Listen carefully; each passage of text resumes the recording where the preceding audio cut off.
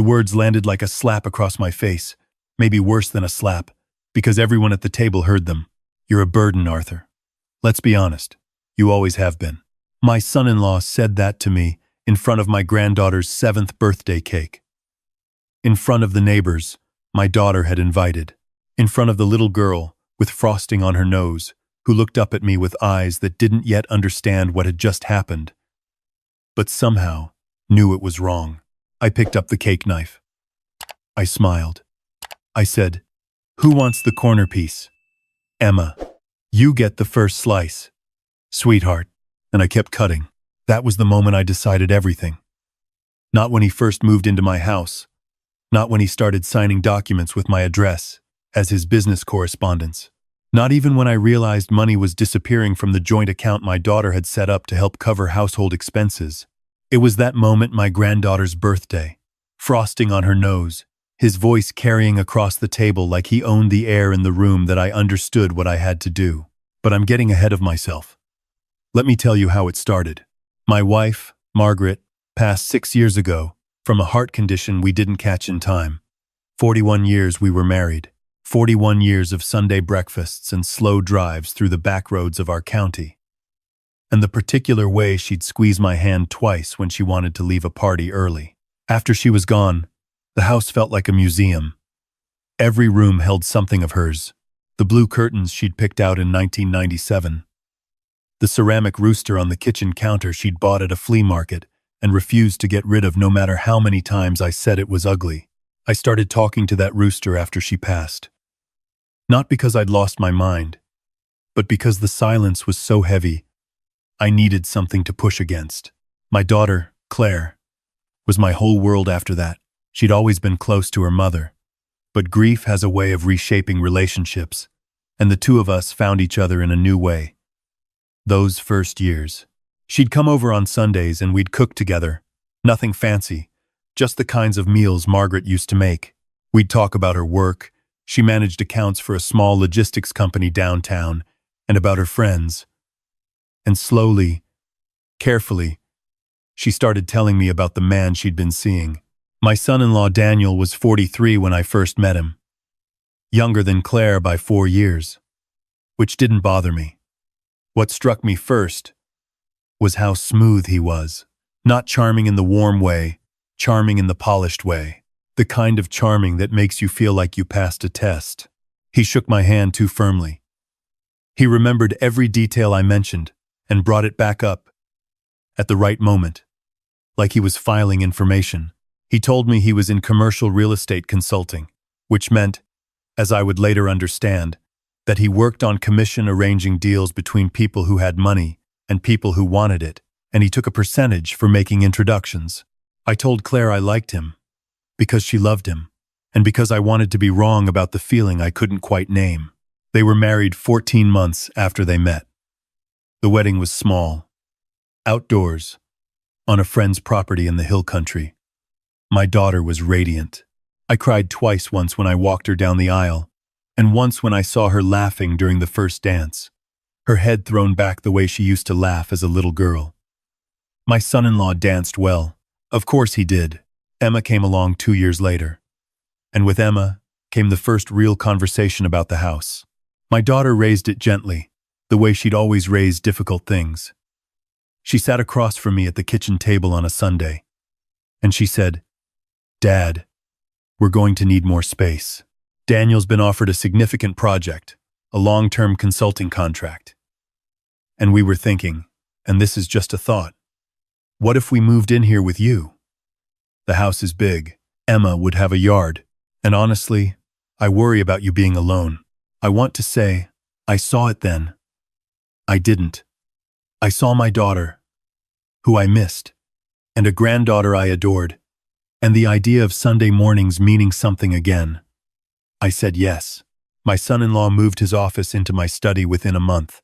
It started small, the way things like this always do. The rooster disappeared from the kitchen counter. Claire said he'd packed it away because he needed the counter space. I found it in a box in the garage. I put it back.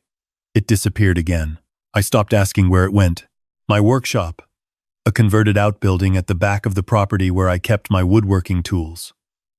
I'd been building furniture by hand since my 40s, chairs mostly, and a few tables. He started using it as storage for materials related to his projects. Boxes of files, a second desk, a printer that hummed all night. It's just temporary, Claire told me. Of course, I said. My son-in-law had a talent for making me feel unreasonable. I'd raise something, the workshop, the study, a bill that seemed higher than it should be, and by the end of the conversation, I was somehow the one apologizing. He didn't raise his voice. He didn't have to. He'd simply lay out a series of very reasonable-sounding points, and I'd feel the ground shift under me, and I'd wonder if I was remembering things correctly. My daughter would sometimes be in the room for these conversations, and she'd have the look I'd seen on her mother's face occasionally, the look that means she's trying to find the way through without anyone getting hurt. I started writing things down. Dates, amounts, things said. It was my engineer's habit. You document what you observe. You build a record. The birthday party, Emma's 7th, was 8 months into their living with me. By then, my son-in-law had added my address to 3 different business registrations. By then, there had been 3 separate instances of money drawn from the household account for what he called investment opportunities. I'm bringing you in on, as a courtesy, Arthur, because you're family. By then, I had found, in the drawer of my own desk, a stack of papers with my signature photocopied onto letterhead I had never seen before. I hadn't said anything. I was still building the record. That birthday party, sitting at my own dining room table, watching my son-in-law lean back in his chair with the comfortable ease of someone who owns the room, I felt something shift in me when he said those words. You're a burden, Arthur. Let's be honest. I felt the last piece of something patient and waiting fall into place. I cut Emma's birthday cake. I smiled. I kept cutting. That night, after Emma was in bed, and Claire was cleaning up and my son-in-law had retreated to what used to be my study to take a call, I went out to the workshop, past the boxes of his files, past his printer, to the back corner where I kept my oldest tools in a locked chest that still had my father's initials carved into the side. I opened the chest. Inside, in a waterproof sleeve between 2 chisels, was everything I had collected over 8 months, the photocopied signatures, bank statements showing transfers from the household account, the business registrations using my address, obtained online, printed and dated, 3 recorded conversations. All party consent was satisfied because I lived in a one-party consent state, and my son-in-law had a habit of talking loudly in shared spaces in which he described, to someone on the other end of the phone, what he called the long game, with what he called the old man's property, and the thing I had found 6 weeks earlier, almost by accident, a credit card statement, slipped between 2 folders on his desk when he'd stepped out. Not a statement I was looking for. Not something I'd taken. I photographed it with my phone, standing in my own study, and put it back exactly where it had been. The statement showed consistent charges, 2 to 3 times a week, to a restaurant I didn't know, a hotel 40 minutes outside of town, and a florist, all in amounts that suggested they weren't business expenses and weren't meant for my daughter. I sat with my father's tool chest and my collection of documents and the blue glow of my phone screen, and I thought about Margaret, about what she would have told me to do. Margaret was the most clear-eyed person I ever knew. She didn't tolerate drama, and she didn't permit self-pity. Not in herself or in anyone she loved. She would have looked at this situation and said, Arthur, you have everything you need. Stop waiting and do something with it. The next morning I called my old friend, Marcus. Marcus and I had gone to the same engineering firm out of college 40 years ago. He'd pivoted into contract law in his 50s. After his own marriage fell apart, and he decided he wanted to do something different with the time he had left. He was the sharpest person I knew. And more importantly, he was someone I trusted completely. I drove to his office, I didn't call from the house, and I didn't email, and I laid the folder on his desk, and I watched him read through everything slowly and carefully, the way Marcus always did anything, and when he finished, he looked up at me over his reading glasses and said, Arthur, this is more than I expected. What do I do with it? He took his glasses off. He set them on the folder. That depends on what you want, he said. There are a few directions. But tell me, does Claire know any of this? I told him I didn't think she knew about the credit card. He was quiet for a moment. Then the order of operations matters a great deal, he said. Because some of what you do next is about protecting your assets, and some of it is about protecting your daughter. Those require different moves. I know, I said. I've been thinking about the order. Tell me what you're thinking. What I was thinking had started to take shape over the previous 3 weeks. My son-in-law had been pressing me about the workshop building. Not the house, not yet, but the workshop, which sat on a separately deeded quarter-acre at the back of the property, a quirk of how my father had originally divided the land. My son-in-law had been suggesting for months that we formalize a lease agreement so he could use the workshop as a proper office space, that it would be better for tax purposes, that I'd receive a monthly payment from his business for the use of the space. He wanted a contract. He wanted me to sign something. I had been stalling, saying I needed to think about it, saying I wasn't sure about the terms. I had watched my son-in-law's patience wear thin under his polished exterior, and I knew he was nearing the point where he would push harder. He needed that signed paperwork. His consulting business, as far as I could tell, was being restructured under a new entity, and he needed a legitimate business address with a lease agreement to satisfy whatever arrangements he'd made with whoever he was arranging them with. I told Marcus what I was thinking. He was quiet for a long time. Then he picked his glasses back up, put them on, and looked at me with an expression I recognized from our shared years as young engineers. The expression that means a solution has just clicked into form. You're going to need a notary, he said, and I'm going to need about 3 weeks. I drove home. I walked through the front door.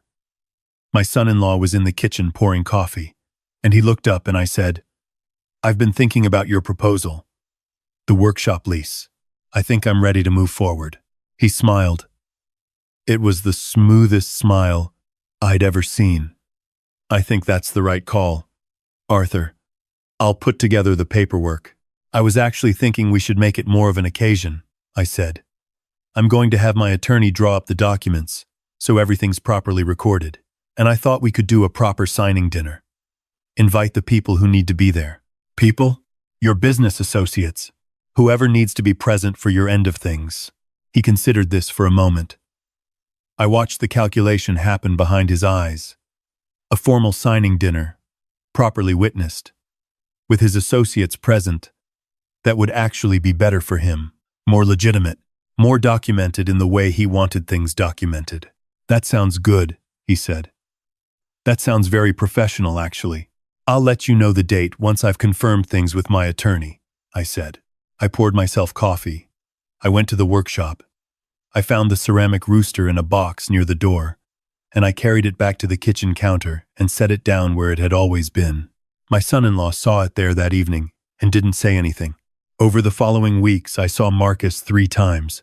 The documents he prepared were real, a legitimate lease agreement for the workshop space, with terms that protected my ownership absolutely, and included clauses that would have made it essentially useless to my son-in-law for the purposes he intended. That wasn't the point of the documents.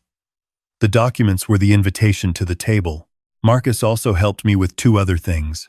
The first was a formal review of the household account and the business registrations. The second was a conversation he suggested I have with my daughter before the dinner.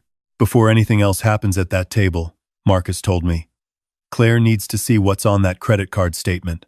Not because you need her permission, because she's your daughter, and she deserves to know before she finds out in front of strangers.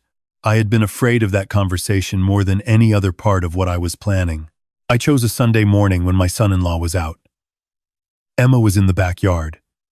Claire and I sat at the kitchen table the way we used to, and I put a single, printed page in front of her.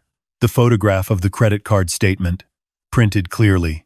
She looked at it for a long time. She looked up at me with her mother's eyes, and I saw the exact moment she understood what she was looking at. The restaurant, twice a week, the hotel, the florist. I didn't say anything. I reached over and put my hand over hers. She cried quietly for about 4 minutes. I sat with her and I didn't try to fix it, because there was nothing to fix yet. and she was old enough and strong enough to move through it at her own pace.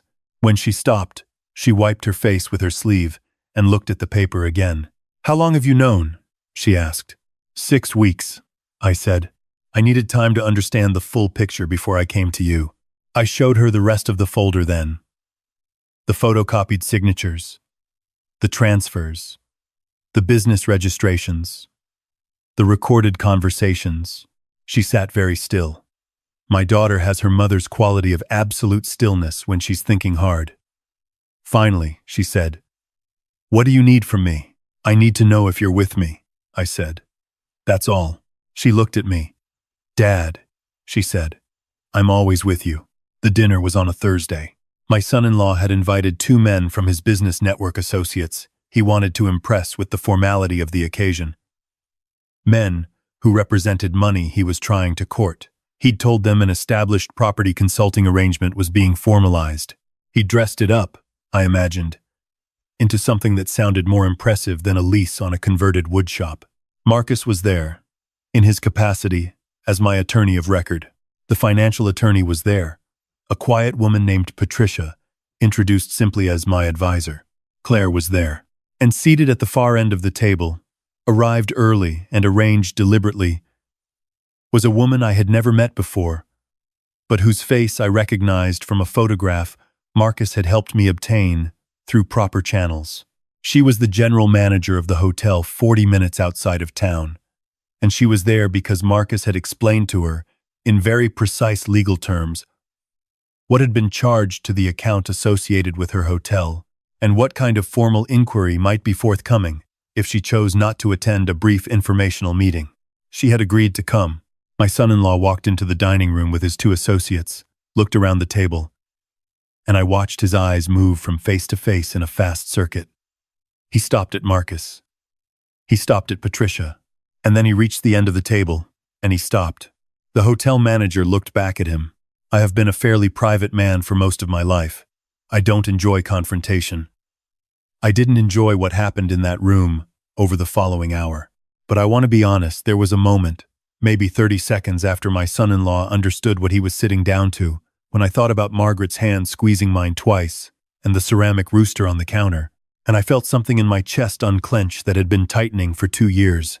Marcus ran the meeting with the quiet efficiency of someone who had spent 20 years in contract law and knew exactly when to speak and when to let silence do the work.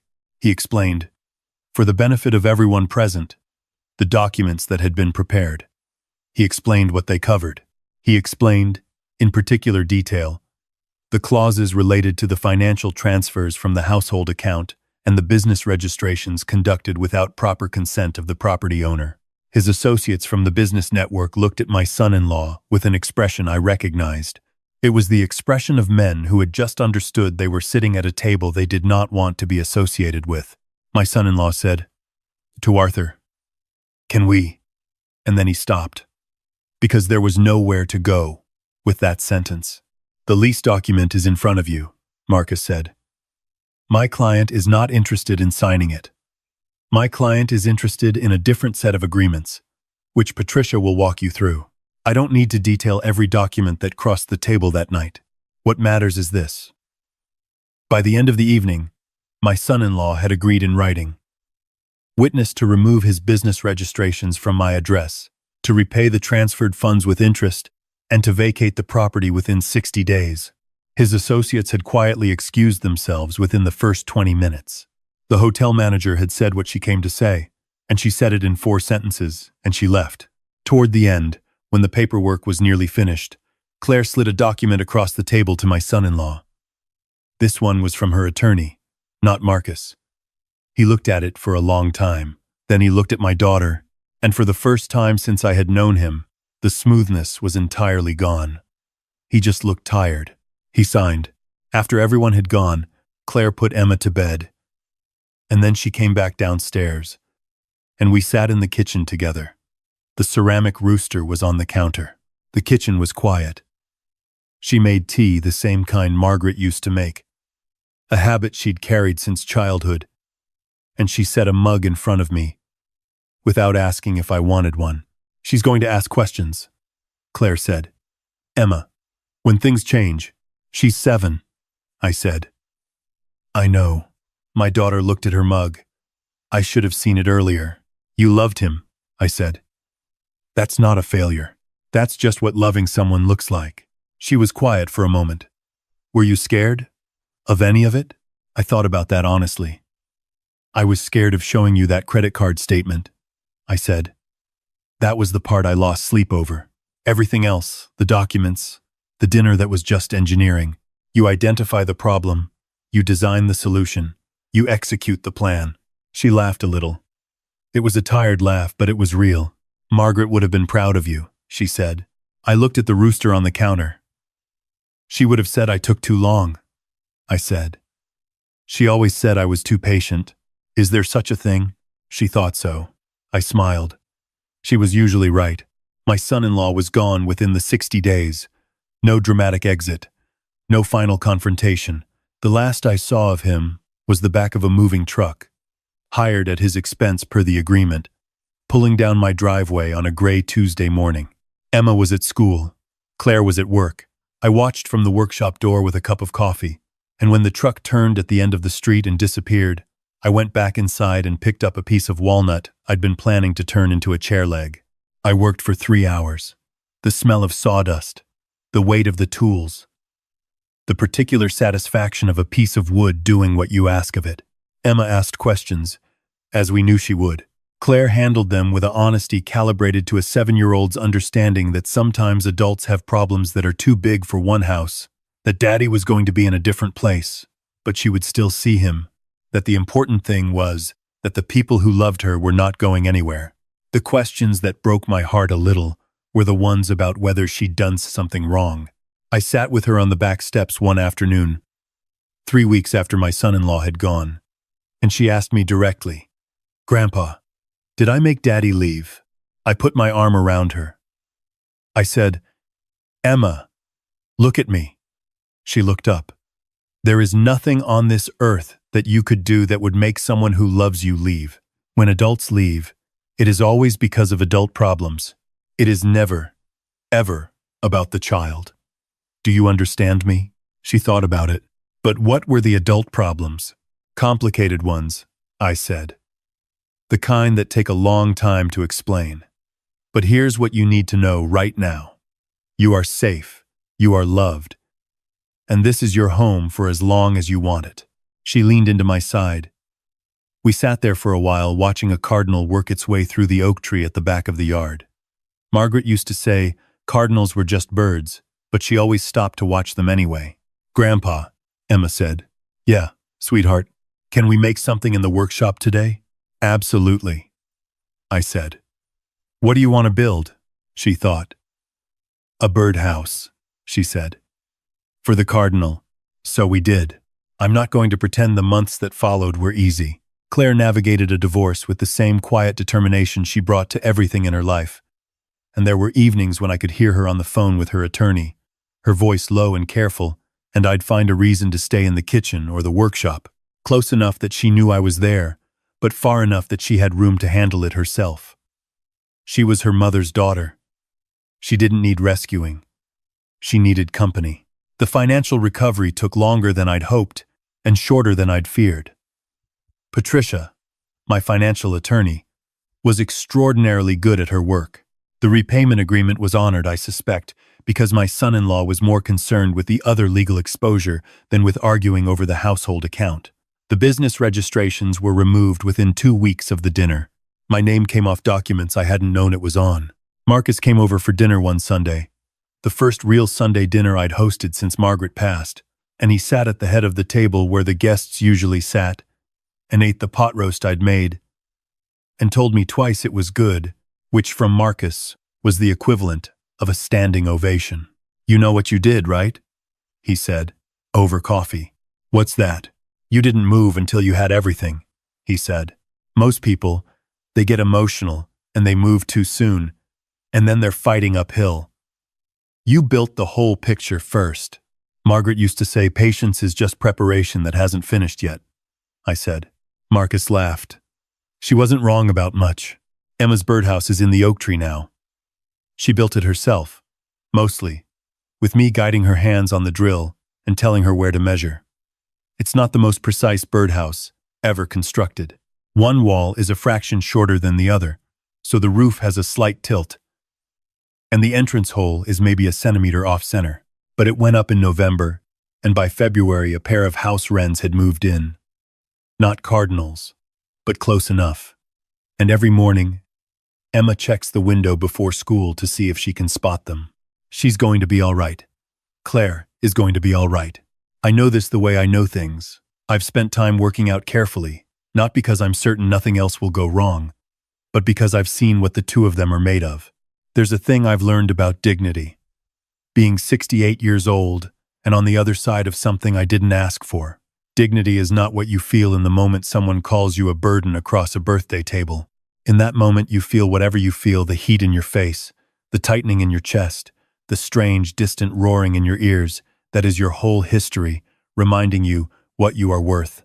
Dignity is what you choose to do next. It's the decision to pick up the cake knife and keep cutting, to go back to your workshop that night and open the chest and lay out what you've built piece by piece, and understand that the time to act has finally come. Real justice doesn't announce itself. It doesn't come with raised voices or dramatic accusations. It comes quietly, with paperwork prepared in advance, and chairs filled by exactly the right people, and a smile from someone who has been patient for a very long time. I still talk to the ceramic rooster sometimes. I know Margaret thought it was ugly, but I've decided I like it. It's been through a lot.